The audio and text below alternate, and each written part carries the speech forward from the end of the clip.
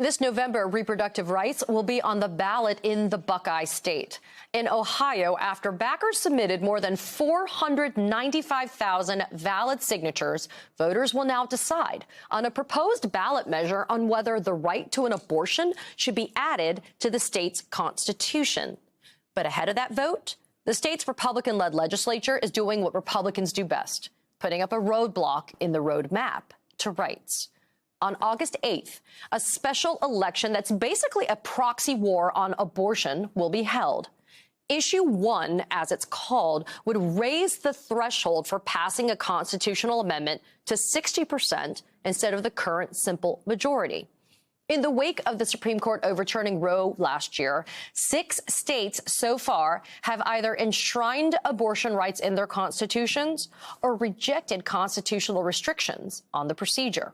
That even includes in deep red states like Kentucky and Kansas. And now supporters in Ohio are hoping to join that list.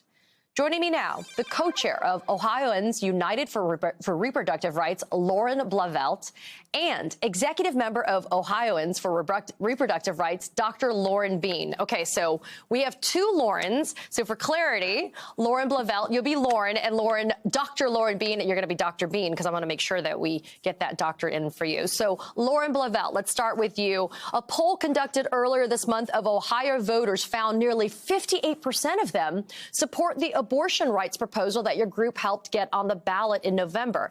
10%, as we can see on our screen, remain undecided. So, Lauren, in the event Issue 1 passes in August and that threshold to amend the Constitution is raised to 60%, what is your message to that 10% of Ohio voters that are undecided at this time? Ohio is at the front line of abortion access this year, and we are so proud of the over 700,000 signatures we turned in July 5th. Ohioans are with us. They are ready to vote to protect reproductive freedom. And the 10% who are undecided are critically important. And we have to turn out and vote in August 8th to ensure that we are protecting one person, one vote. What our opposition is trying to do is take away rights Ohioans have had for over 100 years, just so we can't protect reproductive freedom in November. So we have to vote no on August 8th to protect democracy, to protect one person, one vote, and we have to vote yes in November to protect reproductive freedom. And we can do it. We will protect abortion access just like our neighbors in Michigan and Kentucky. And we hope that everyone who's watching will join us at abortionaccessohio.com so that any support for the campaign will really make a difference. Dr. Bean, right now, Ohio has a ban on abortions after 22 weeks, but there's a 6-week heartbeat ban that's on hold in the court system. So how important would it be to have this constitutional amendment pass in November? It would be incredibly important. It is incredibly important to pass the Reproductive Freedom Amendment in November for our patients so that we can ensure that they'll continue to have the rights that they've had under Roe for 50 years.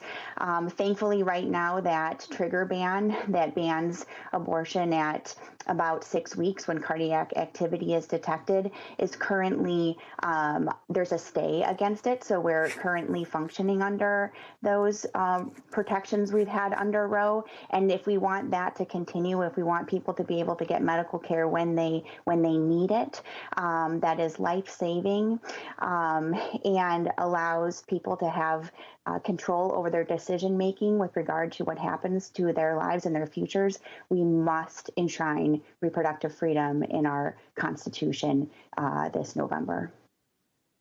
Lauren, while your state is the only one this year that's going to put abortion rights on the ballot, activists across the country, including right here in my state of Florida, we're keeping an eye on that vote. What advice do you have for groups in other states as they approach these types of measures that they're trying to get done in their own states? Ohioans United for Reproductive Freedom is a broad coalition. We have physicians, patient advocates, civil rights leaders, and everyday Ohioans from across the state who have come together to fight for reproductive freedom. So talking to your neighbors, talking to your community activists, bringing everyone on board, these rights mean so much to everyone. When I'm out and about, I'm talking to mothers that are introducing me to their daughters that are taking action for the first time on their rights, on their reproductive freedom, and on their right to democracy. So what all folks across the states have to be doing is talking to their neighbors and really investing, because we can do this. We will protect reproductive freedom just like we did in Michigan, just like we did in Kentucky. We can fight for reproductive freedom, win in November here in Ohio, and win in Florida and other states moving forward. Dr. Bean, this past week, a man was indicted for threatening to burn down a Planned Parenthood clinic in Columbus. Is this an example of the kind of dangers that medical professionals like yourself face just trying to provide basic human care through reproductive freedom right now in your state of Ohio? You know, I think that example is an example of just how extreme and out of touch some of the most anti-choice opposition groups are out there. And, you know, what we're trying to do is really to just preserve the rights that we've had for 50 years under Roe, and to make sure that people can make their own healthcare decisions with their medical professional. And it's a very common sense amendment. It makes sense medically as well.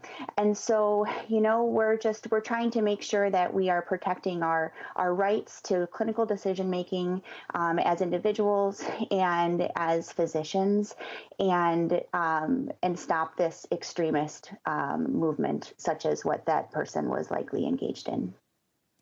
Lauren, I got less than a minute left. I do have to ask you, you know, opponents to what you guys are trying to do are saying, quote, any major changes to a state constitution should hit higher benchmarks than just a simple majority, clearly ignoring the fact that it's just been a simple majority for years and years and years. So quickly, what's your response to that argument that they're making?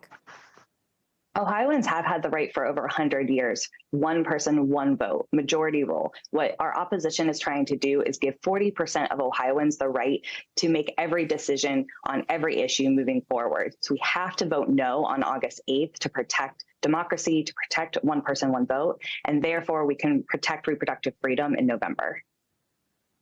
For those of you that are listening in Ohio, for those of you that know people in Ohio, that's pretty much all of us, vote no on August 8th and vote yes in November for that constitutional amendment. Lauren Blavelt and Dr. Lauren Bean, I want to thank you for joining me this morning. Thank you so much.